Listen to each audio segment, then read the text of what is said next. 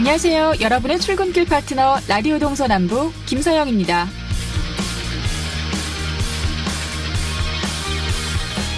어제 저녁이었죠. 문재인 대통령께서는 국민이 묻는다 2019 국민과의 대화에 출연했습니다.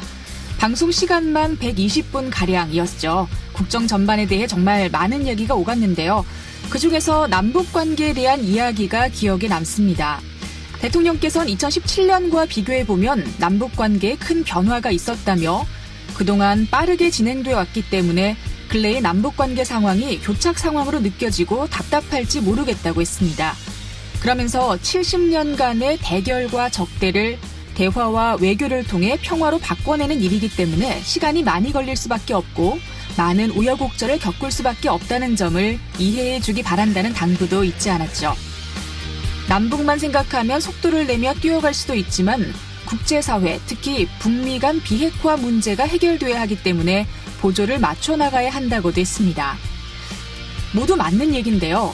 하지만 이 이야기를 들으며 어쩌면 금강산 관광 재개는 아직 좀 더 기다려야 할 것 같다라는 생각도 들었습니다.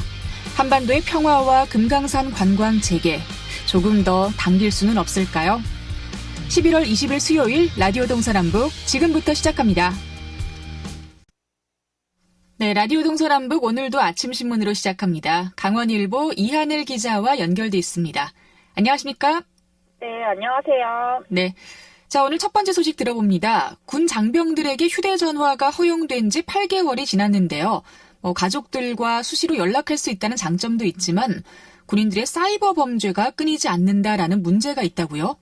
네, 맞습니다. 강원지방경찰청에 따르면 올 들어서 범죄 입증을 위해서 군 헌병대로부터 의뢰받은 디지털 포렌식 분석 건수만 50건 안팎인데요.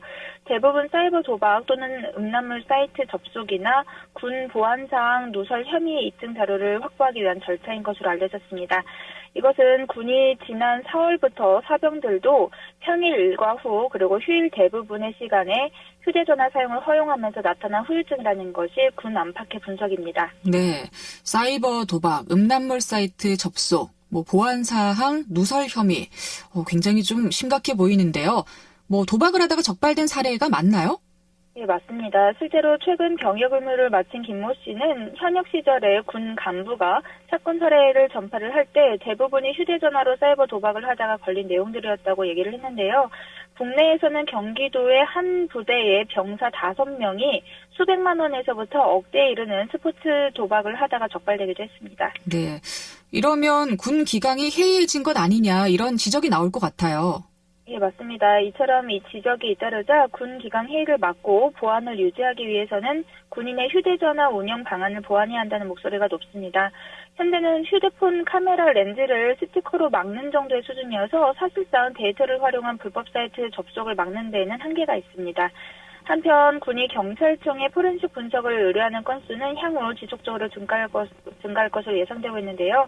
강원청의 포렌식 분석 기간이 2일에서 14일로 국내 군인 사이버 범죄를 분석하는 대전 육군 중앙수사단보다 빠르기 때문인데요. 강원청은 다음 달 디지털 포렌식 랩을 기준보다 3배 가까이 확대를 하고 분석관도 증원한다는 계획을 세우고 있습니다. 네. 자, 다음 소식도 들어보죠. 그동안 지방직 신분에 머물렀던 소방직 공무원들이 국가직으로 전환될 예정입니다. 이렇게 되면 지자체의 재정 능력에 따라서 차등적으로 지급됐던 진화 물품 등에 대해서도 개선이 이루어질 텐데요. 어제 드디어 국회에서 법안이 통과가 됐다고요? 예, 맞습니다. 내년 4월부터 도내 3,690명을 비롯한 전국의 5만여 명의 소방직 공무원들이 국가직으로 전환됩니다.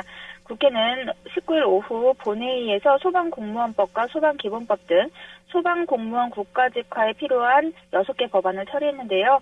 소방공무원의 처우와 근무 여건 개선과 또 국가적 재난 상황 때 전국에 있는 소방조직의 일사불란한 대응이 필요하다는 요구에 따른 조치입니다. 네, 사실 국가직으로 전환해야 한다는 의견은 예전부터 끊임없이 나왔잖아요.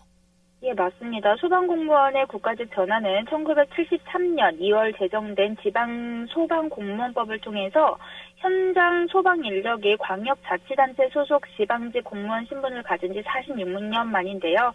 정부는 국가직화를 계기로 오는 2022년까지 전국에 있는 소방공무원 확보율을 100%로 끌어올리고 임금도 국가직 공무원이 맞출 계획입니다. 현재 도내의 경우에는 법적 정원에 무려 1,000명 이상이 부족한 실정인데요. 국가직화 후에도 평시에는 소방청장 위임을 받는 시도지사의 지휘를 받지만은 국가적 대형 재난 시 소방청장이 전국 소방력을 통합 지휘하게 됩니다.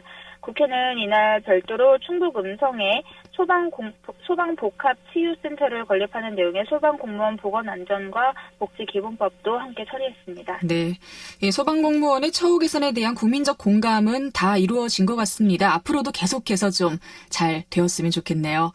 자, 마지막 소식은 강원도의회의 행정사무감사 얘기인데요. 얼마 전 강원도 청사 신축 문제로 지역별 논란을 일으켰던 것에 대한 지적이 있었다고요? 네, 맞습니다. 도의회에서 강원도청사 신축 문제로 강원도 내 시군 지역별로 분열이 조장되고 있다면서 논란을 해결할 수 있는 방안을 촉구했습니다. 도의회 기획행정위원회가 진행한 행정사무감사에서 김규호 의원은 도청 청사 이전과 신축과 관련해서 원주나 삼척, 화천, 동해 등 다수 지역에서 공론화가 필요하다는 의견을 건의하고 있다며 도에서 내년 총선 이후에 재논의하겠다고 하니까 혼란이 가중된다고 지적을 했습니다.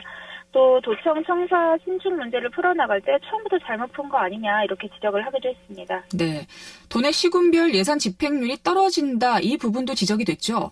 네, 횡성의 한창수 도의원은 도나 시군 예산 집행률이 떨어진다는 점을 지적을 하면서 조속하게 사업을 추진해야 한다고 요구를 했습니다. 한 의원은 횡성 이모빌리티 클러스터 조성 사업을 비롯해서 헬스케어 사업 등 예산 집행률이 늦어지고 있다고 사업 추진 더디다 이렇게 지적을 했는데요. 이에 대해서 김민재 기획조정실장은 동해안 산불이나 태풍 피해, 제주열병 등 각종 재난재해로 사업 추진이 지연되고 있다고 설명했습니다. 네. 자, 오늘 아침 신문은 여기까지 듣겠습니다. 강원일보 이하늘 기자 고맙습니다. 네, 감사합니다.